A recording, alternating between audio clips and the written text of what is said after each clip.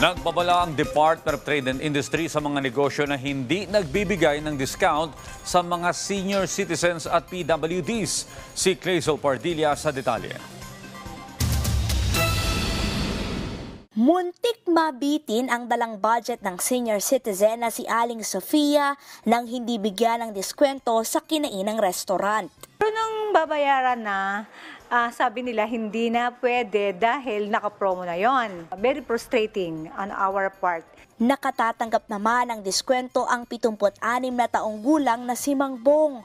Pero himutok niya, Na-experience ko 5 piso, deducted, ganun lang. Not totally the 20% na discount for the senior. Napakalaking halaga nung ma-discount.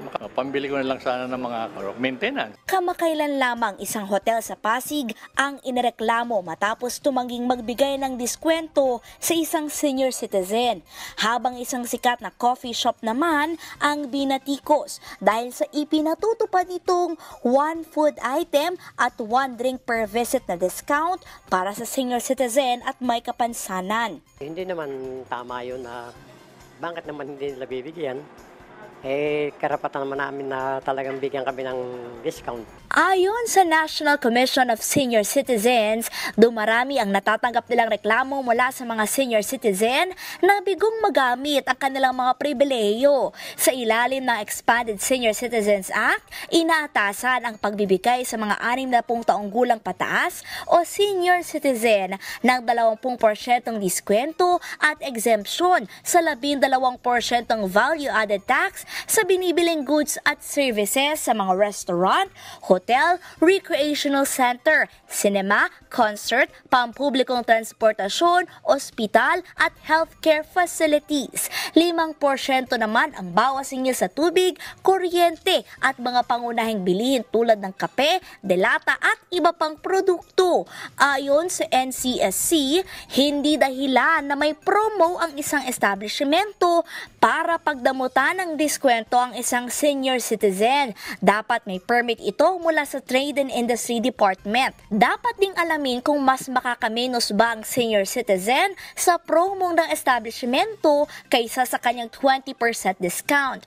Kung saan mas makakadiskwento ng malaki, iyon ang paiiralin. Na kung may discount, dapat yung discount ay may prior informed approval ang DTI.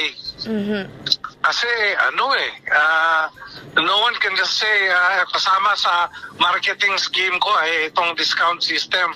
Tapos pag may nangyari, it will impinge on fair trade or consumer rights. Kailangan lamang dalhin ang Senior Citizens ID o kahit anong government ID na nagpapatunay ng edad para maka-avail ng mga benepisyo. Paglilinaw ng NCSC, tanging ang senior citizen lamang ang may discount at hindi ang kanyang buong pamilya sa pag-avail ng benepisyo. Maaaring idulog sa Office of the Senior Citizens Affairs ang reklamo na may kinalaman sa hindi pagtupad ng pribilehiyong ito. Babala naman ng Trade and Industry Department. Yung mga supermarkets and grocery stores na hindi po nagbibigay ng discount, meron po yung administrative fine po. Karampatang possible po imprisonment, no? Kasi violation yan ng senior citizen. And then po, kailangan rin po yan i-report sa amin, no?